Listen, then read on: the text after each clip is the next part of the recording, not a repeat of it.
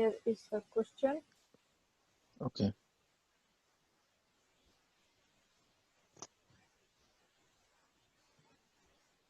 Yes, please.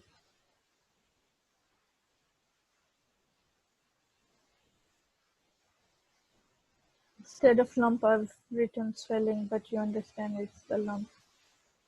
Okay.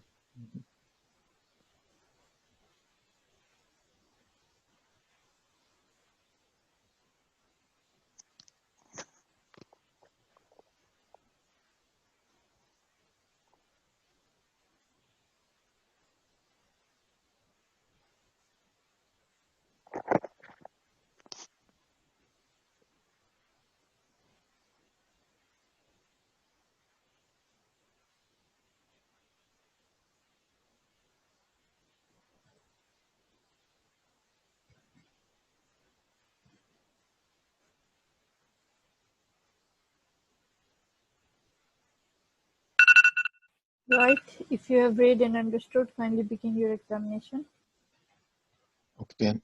Wash my hand. Hello, I am Mohammed Al Ayan, one of the exam candidate. May I confirm your name and age, please?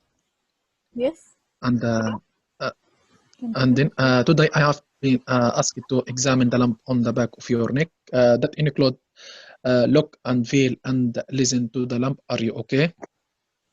Yes. Continue, please. And would you please lower down the collar of your gown?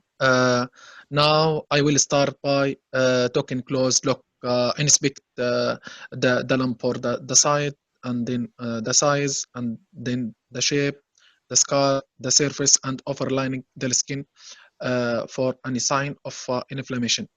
And then when would you please look down? Now I am going to feel the lump. I am asked to the patient, do you have any pain at the moment? Start the palpation, press on the lump and look at the patient face to see if they grimace, and palpate by the dorsum of the hand to comment for the temperature and compare to the surrounding the skin, and then by feel the edge with the radial border of your index to comment the edge, and then hold the mass between your index and the thumb and move into direction, and ask the patient to look down and move the mass again to see if adherent to the underlying muscle to comment on mobility, and then hold the skin between your thumb and index to see if the skin is adherent to the mass. Ask a skin bench test, and then place the mass by index and the thumb finger of one hand on the swelling, and with index and thumb finger of the other hand,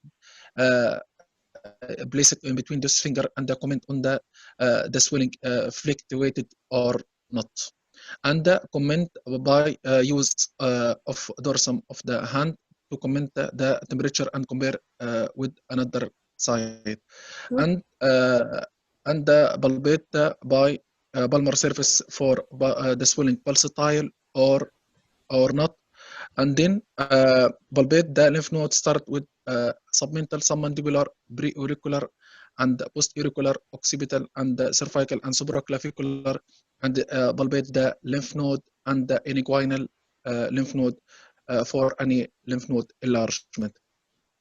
Good. And now ask the examiner to dim the light from and put light source onto the lamp. Look through the cone. Ask a trans illumination test. And now I will listen to your lamp for any brewery indicate for aneurysm. Okay. Thank you, sir. You my dress now. Do you need any help? Wash my hand. Very good.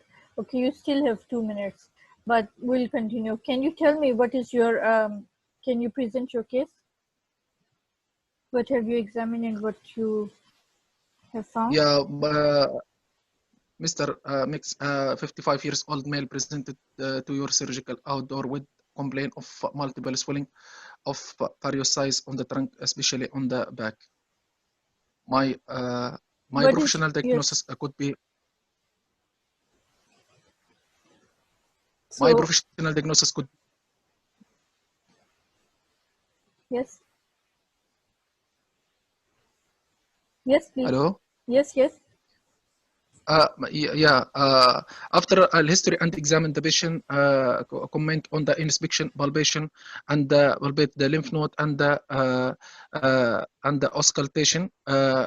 My professional diagnosis could be lipoma, and could be Yes. species cyst, and could be abscess, and could be vascular malformation, and could be bone tumor. Yeah, or soft tissue tumor. What should be the management of this patient? The management after history and examination and the investigation like superficial ultrasound and finally the aspiration cytology and the trocat biopsy. Yes. Then what should be the treatment? The treatment excision, the swelling. Very good. Okay. Any other? You still have 1 minute, so you can tell me anything you want to tell me.